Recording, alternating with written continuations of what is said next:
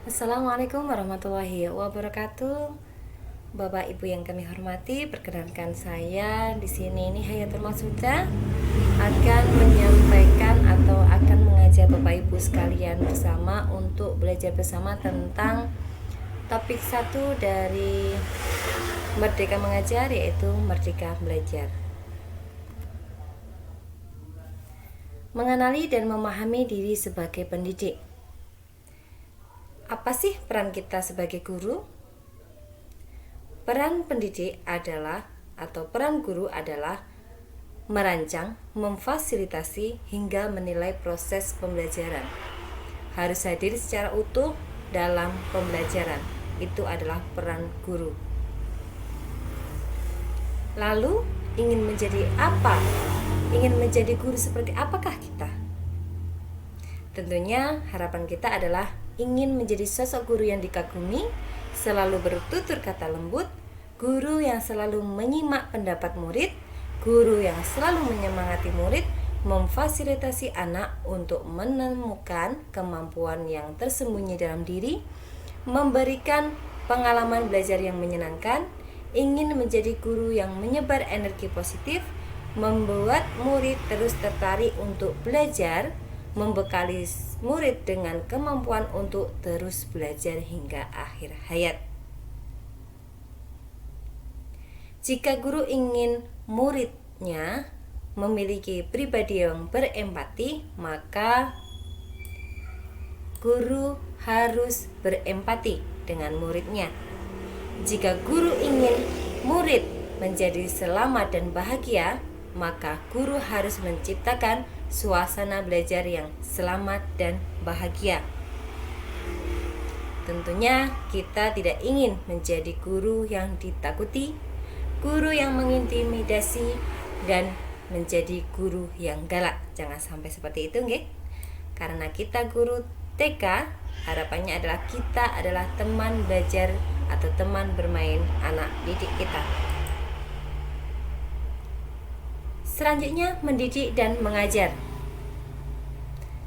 Mendidik menyeluruh. Anak-anak tumbuh berdasarkan kekuatan kodrat yang unik. Tidak mungkin pendidik mengubah padi menjadi jagung atau sebaliknya, menurut Ki Hajar Dewantara.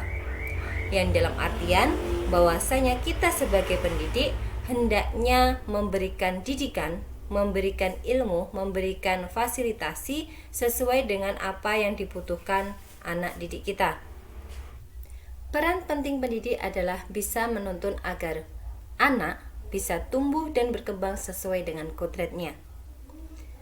Pendidikan berbentuk pengajaran yang tidak hanya memberikan pengetahuan kepada murid, tapi juga mendidik keterampilan berpikir, mengembangkan kecerdasan. Ki Hajar Dewantara menggagas perlunya sistem pendidikan yang humanis dan transformatif yang dapat memelihara kedamaian dunia.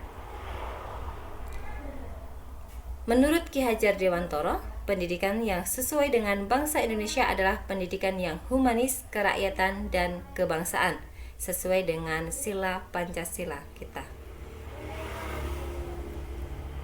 Menjadi manusia secara utuh. Menurut Ki Hajar Dewantara, pendidikan adalah tempat persemaian benih-benih kebudayaan yang hidup dalam masyarakat dan daya upaya untuk memajukan perkembangan budi pekerti, pikiran, dan jasmani.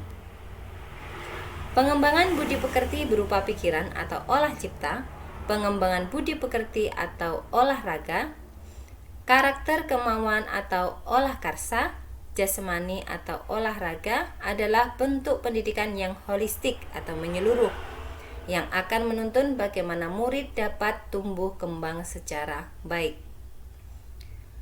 Manusia merdeka yaitu manusia yang dapat bersandar atas kekuatan lahir dan batinnya sendiri dan tidak bergantung pada orang lain.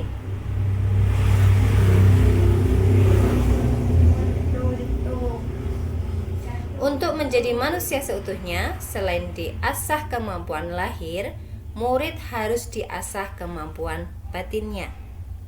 Mendampingi murid dengan utuh dan menyeluruh. Sebagai pendidik, kita harus memahami tentang kodrat murid. Kodrat keadaan terdiri dari dua hal, yaitu kodrat alam dan kodrat zaman. Kodrat alam berkaitan dengan sifat dan bentuk lingkungan di mana mereka berada. Dapat membantu murid dengan memberikan pembelajaran kontekstual. Guru berperan sebagai penghubung murid dengan sumber-sumber belajar yang ada di sekitar sekolah atau di sekitar murid, maupun dengan sumber belajar digital yang mengaitkan setiap materi dengan konteks di mana murid hidup. Kodrat zaman adalah bagian dasar pendidik atau bagian dasar pendidikan murid yang berhubungan dengan isi dan irama. Selanjutnya kita harus memahami tentang asas trikon, yaitu kontinu, konvergen, dan konsentris.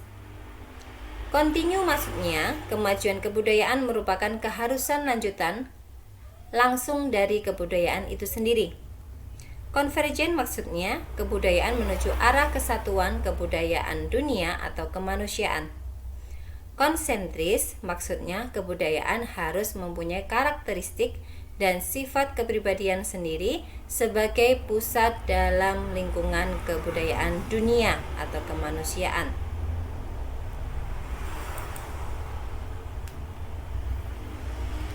Mendidik dan melatih kecerdasan budi pekerti. Menumbuhkan budi pekerti. Budi pekerti atau watak merupakan hasil dari bersatunya gerak pikiran, perasaan, dan kehendak atau kemauan sehingga menimbulkan suatu tenaga. Budi pekerti juga dapat dimaknai sebagai perpaduan antara cipta, kognitif, dan rasa afektif sehingga menghasilkan karsa, psikomotorik. Jadi budi pekerti adalah gabungan dari cipta dan rasa yang pada akhirnya bisa menghasilkan karsa. Budi pekerti adalah kemampuan kodrat manusia atau individu yang berkaitan dengan bagian biologis yang berperan menentukan karakter seseorang menurut Ki Hajar Dewantara. Keluarga adalah tempat utama dan paling baik dalam melatih karakter anak atau murid menurut Ki Hajar Dewantara. Oleh karena itu, pendidikan anak usia dini tidak bisa lepas dari keluarga. Peran penting keluarga dalam pendidikan anak usia dini sangat dibutuhkan karena keluarga adalah pendidik pertama dan utama bagi anak usia dini. Pendidik harus mampu memahami kodrat murid sebagai individu yang sadar, mampu memikirkan, memahami, merasakan, berempati, berkehendak, dan bertindak. Selanjutnya yang akan kita pelajari adalah teori konvergensi dan pengaruh pendidikan. Teori konvergensi didasarkan atas dua teori utama, yaitu yang pertama adalah teori tabula rasa dan teori natif. Teori tabula rasa yang artinya potret anak ibarat kertas kosong yang dapat diisi dan ditulis oleh pendidik dengan pengetahuan dan wawasan yang diinginkan pendidik. Jadi, teori ini beranggapan bahwa anak adalah kertas kosong yang dapat kita tulis dengan sesuka hati kita. Yang diibaratkan ketika kita memberikan kesempatan kepada anak dengan menyediakan kertas dan alat tulis, dan mereka bebas mengisi kertas tersebut dengan apa yang menjadi imajinasi mereka. Seperti itulah teori ini. Teori yang kedua yaitu teori natif yang beranggapan bahwa kodrat anak ibarat kertas yang sudah terisi penuh dengan berbagai macam coretan dan tulisan dan dikenal sebagai aliran daya pendidikan. Pendidikan yang mengantarkan keselamatan dan kebahagiaan. Mengantarkan murid selamat dan bahagia. Pendidik tidak hanya memberikan pengetahuan dan informasi saja. Yang pertama, pendidik harus memberikan pemahaman tentang fungsi dan kegunaan materi belajar dalam kehidupan, yang pada artinya pendidik tidak hanya memberikan teori saja, akan tetapi lebih ke bagaimana anak memahami materi dan fungsi dari apa yang mereka pelajari. Pendidik sebaiknya juga mengenal dan memahami kekuatan kodrat anak dapat mengekspresikan dan membuat pemahamannya dengan cara yang berbeda. Pendidik tidak hanya menggunakan satu jenis alat ukur, menggunakan alat pengukuran lainnya yang melibatkan murid untuk menilai dari pengalaman belajarnya. Fungsi pendidikan akan tercapai jika pendidik memahami bahwa setiap murid memiliki kodrat, kekuatan, atau potensi-potensi yang berbeda. Jadi kita tidak bisa menyamakan antara satu murid dengan murid yang lainnya, karena mereka mempunyai kelebihan dan kekurangan masing-masing. Yang kedua, pendidik hanyalah sebagai tuntunan. Ketiga, mendidik adalah menuntun murid untuk selamat dan bahagia. Bukan mendikte, akan tetapi menuntun. Pendidik tidak dapat berkehendak atas kodrat, kekuatan, atau potensi murid. Yang kelima, pendidik dapat memberikan daya upaya maksimal untuk mengembangkan akal budi pekerti murid. Keenam, pendidik membantu mengantarkan murid untuk merdeka atas dirinya sendiri, untuk kehidupan dan penghidupannya, memelihara dan menjaga bangsa dan alamnya. Selanjutnya kita mempelajari sistem Among yang dicetuskan oleh Ki Hajar Dewantara, yaitu terdiri dari 3. Tentunya sudah banyak yang memahami, yaitu Ing Ngarsa Sung Tulodo, Ing Madya Mangun Karso, dan Tuturi Handayani, yang artinya Ing Ngarsa Sung Tulodo artinya di depan memberikan teladan, yaitu bagaimana memahami secara utuh tentang apa yang dapat ia bantu kepada murid menjadi teladan dalam budi pekerti dan tingkah laku.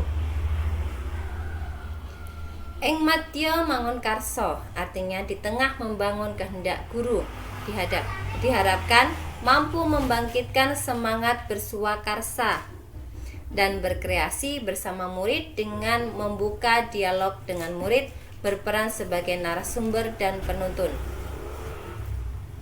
Ketiga, Tutwuri Handayani, yang artinya di belakang memberikan dorongan. Guru tidak sekedar memberikan motivasi, tetapi juga memberikan saran dan rekomendasi dari hasil pengamatannya, agar murid mampu mengeksplorasi daya cipta karsa dan karyanya. Tutwuri Handayani dalam pendidikan anak usia dini sangat-sangat penting. Jadi ketika anak berkarya, anak mengeksplorasi apa yang ada di sekitarnya, hendaknya guru mendampingi mereka, menstimulasi mereka, memberikan scaffolding atau dukungan kepada anak untuk meningkatkan eksplorasi mereka terhadap apa yang ada di hadapannya, sehingga pengetahuan anak akan bertambah. Kemudian pemecahan masalah, daya cipta karsa dan rasa anak juga bertambah. Sistem Among didasarkan pada 2 hal, yaitu kodrat alam dan kemerdekaan. Mari kita belajar tentang Merdeka Belajar abad 21. Apa sih tuntutan pembelajaran abad 21? Yaitu menjadi pembelajar sepanjang hayat, membangun konteks diri serta identitas suatu bangsa. Kemudian tugas pendidik adalah mengembangkan seluruh potensi yang dimiliki murid, yaitu kecerdasan rasa, karsa, cipta, dan karya, agar murid menjadi manusia seutuhnya. Pada abad ke-21, beberapa referensi menyebutkan bahwa kemampuan memecahkan masalah, kemampuan kognitif yang kompleks, dan kemampuan sosial emosional menjadi sangat penting untuk ditingkatkan, terutama fase pondasi, yaitu anak usia dini. Kompetensi literasi terdiri dari bahasa, matematika, sains, digital, dan finansial. Kompetensi murid menjadi mandiri terdiri dari mengenali diri, mengidentifikasi apa yang diketahui dan tidak diketahui, serta strategi untuk meningkatkan pengetahuan dan keterampilan. Salah satu contoh metode pembelajaran abad 21 yang berpusat pada murid adalah metode proyek. Maka kita harus memahami bagaimana cara menghadirkan pembelajaran dengan metode proyek. Terima kasih telah menyaksikan paparan dari kami. Mohon maaf apabila banyak kekurangan dan sampai bertemu lagi di aksi nyata berikutnya. Wassalamualaikum warahmatullahi wabarakatuh.